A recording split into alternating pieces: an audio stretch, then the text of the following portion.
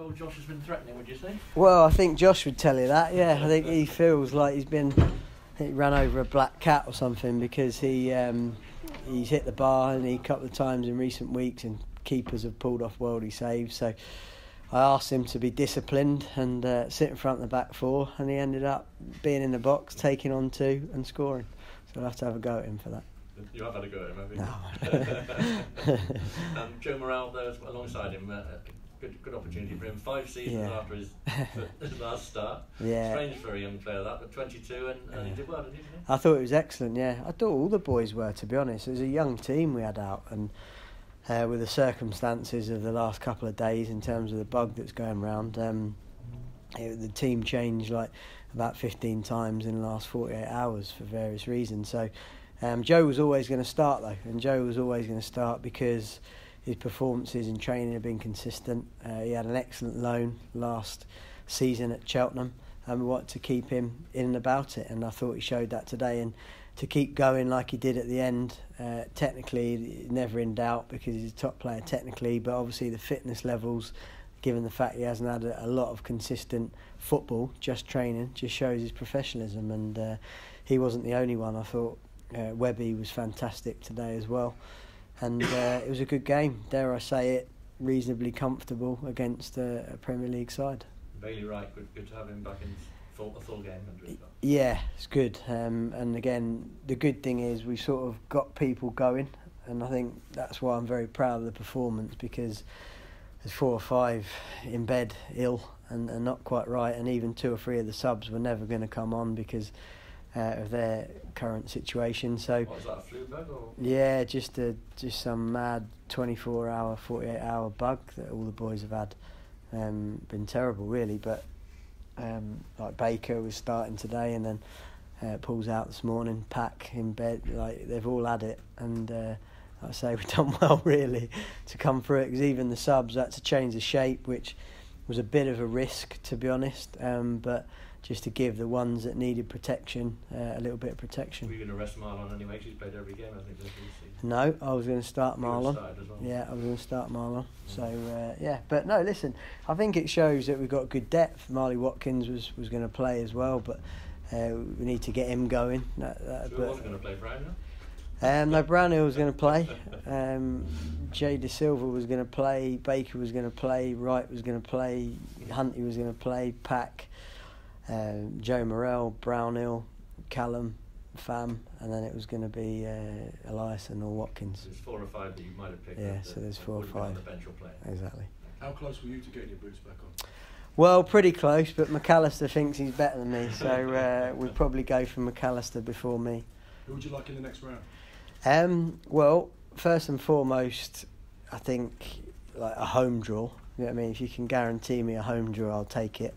And then if I'm being greedy, I would take a top 6 Premier League team, because that's what we want, you know. Like, there's amazing events of last season that went on, and particularly beating 4 Premier League teams and having the Man City game in the semi-final of the Carabao Cup. So to do that in the FA Cup and have another big team here would be great. Probably someone, if you could give me a choice, I'd probably say Tottenham or Liverpool at home.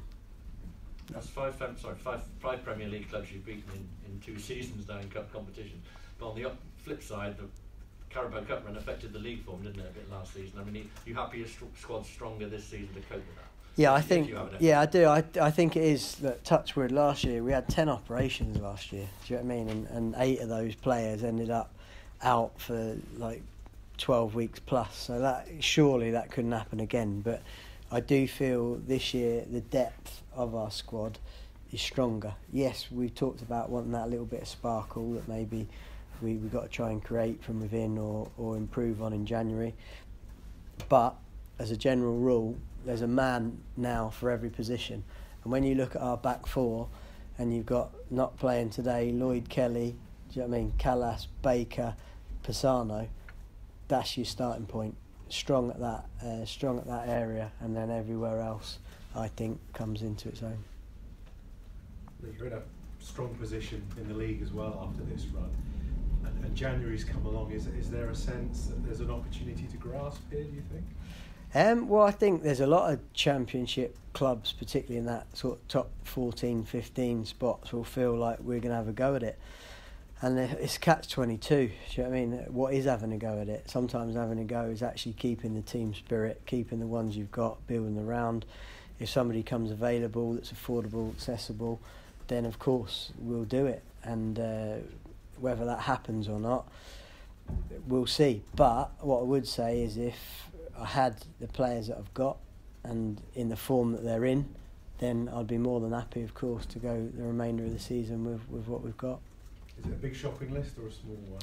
No, it's very small, like 1 or 2 players max, and if we do bring in 1, probably 2 have got to go out, and if we bring in 2, probably 3 have got to go out to adjust the balance. So it won't be sort of huge demands, but whoever we bring in, we've got to make sure they're match fit, 'cause there's no point in waiting for them to become match fit, and just make sure we get it right. We've got to keep the lads that are here first and foremost buzzing and keep them on their toes, and becomes a really big set of league games now coming up, but we've got to enjoy the cup, and today we certainly enjoyed that scalp, if you like, of beating a Premier League team. Did you say a little bit of sparkle would be that the sort of thing you'd be looking for? Yeah, well, we talked about that previously, you know, before the good run, the play was good, but the sparkle wasn't there. Now, how do you improve on how we were performing? Well, you either get the players going, and I think we've done that. Players like Famara, clearly in form, Patterson in form, O'Dowda back sort of in form and excellent. So, like for me, too often you can look outside the squad, you know what I mean? And actually sometimes it's just about whether it be man management, whether it be fitness, whether it be cohesion, because with a new team like we've had, you've got to remember that it takes time to bed in with each other and to understand each other's game in those little intricate moments when there's a lot of bodies in and around the box. So it was good today, and even the likes of Jay Da Silva coming in, and his games have been sporadic but excellent when he's played. Lee, just on the bug, I think you said before the match that one of the starting 11 had suffered it. Which Webby. It was Webby, yeah. Webby was the one that was like really, I think he lost 4 kilos, so that's quite a lot. It's half a stone in weight, so he'd done ever so well to make the 90. I was going to take him off. It was almost premeditated to play Callas one half and Webster, because they'd both had it, but they had it early, so he'd had a little bit more recovery time than the rest. Not had a good week, has he? 7 stitches on Tuesday or whatever it was. I know his girlfriend really loves him though. She's looked after him. Just finally, 9 games unbeaten for yourself now. Maybe the price of success sometimes is other clubs being interested in your players. Is there any interest at the moment? Any bids on the table for your players? Is it quiet at the moment? Well, no, there's no bids on the table as far as I know. I can genuinely say my focus has purely been on the games and the performances. I've left a lot of that, even more so this window, for other people to deal with, and tried to concentrate on the grass and the pitch and getting that right. I personally think there has to be interest in our players, because it's a group of young players and we're performing well. Individually they're performing well. Whether that actually comes to fruition in terms of a bid or not, I don't know.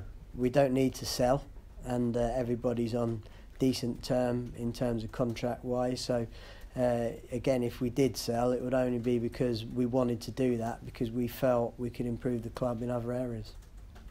Did you say 3 of the players on the bench were never going to come on pitch? Yeah, well, Lloyd Kelly was not in the squad until Baker went down about 2 hours before, and then couldn't bring anybody else up, because all our loanees, a lot of our loanees had played in the FA Cup, so we had a big long list like that, players that are cup tied.